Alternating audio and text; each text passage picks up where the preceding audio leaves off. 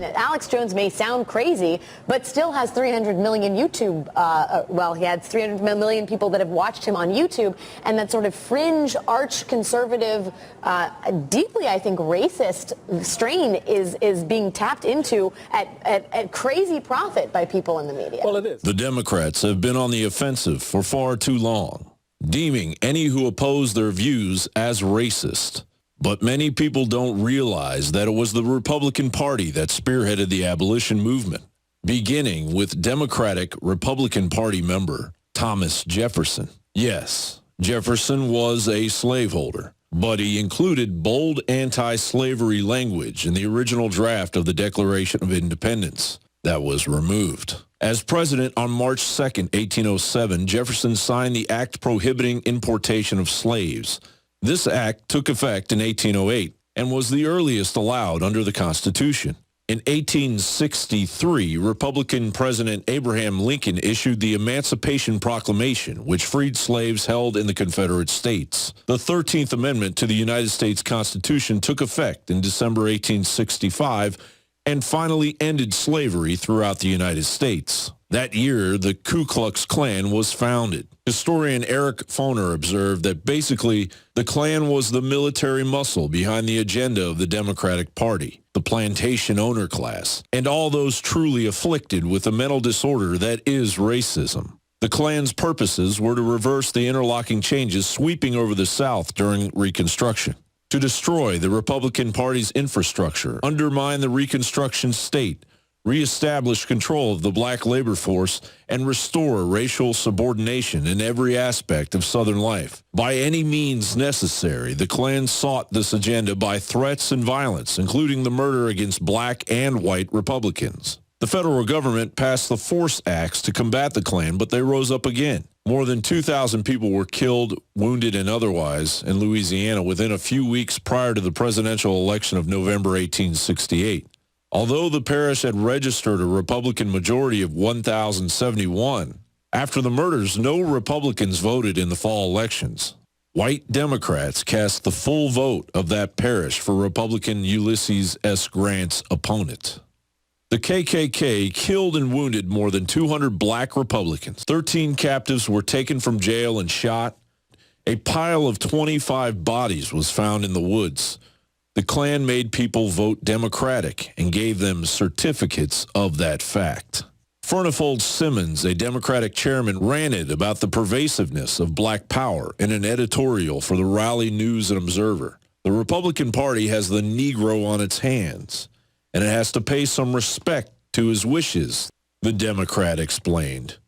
Furthermore, to hold the Negro solid, the party must give him local offices in the counties and towns where he is numerous. If the party gives him these local offices, then bad government must follow. The Democrat reasoned with obvious stupidity. In 1939, Planned Parenthood pioneer and leftist Margaret Sanger began the Negro Project. To bring people along willingly, she enlisted black preachers to support sterilization.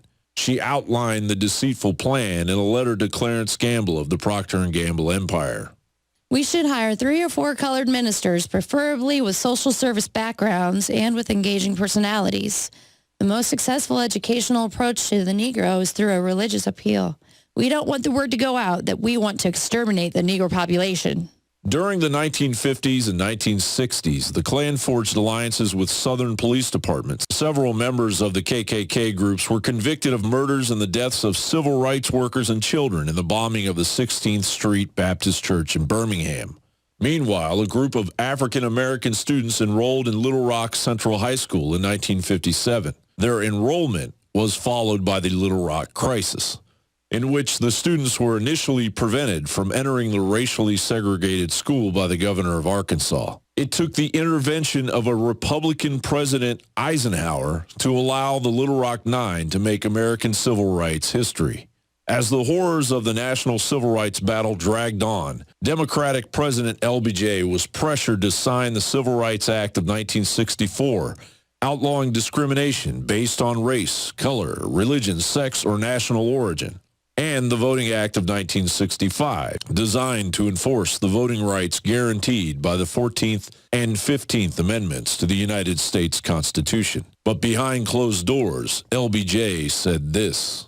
These Negroes, they're getting pretty uppity these days, and that's a problem for us since they've got something now they never had before. The political pull to back up their uppityness. Now, we've got to do something about this. We've got to give them a little something that's just enough to quiet them down, not enough to make a difference. I'll have them, N-word, voting Democratic for the next 200 years. And it's so frustrating to see all of this unfolding and the fact that they're using race-based politics to say, turn your guns in or you're racist. Support Obamacare or you're racist. And whites have been so conditioned to be politically correct that they could say, go jump off a cliff, white person, or you're racist. And the average white person would probably jump off a cliff, even with their newborn baby, if ordered to do so by Rachel Maddow or Ed Schultz. The horrific history of the Democratic Party all but forgotten. Gradually, the Republican Party that had been carrying the torch for the rights of all men was painted into the white Southern racist party by the Democrats. They're trying to act like they have no connection in the past and in the present to what I'm talking about, literally preying on your ignorance.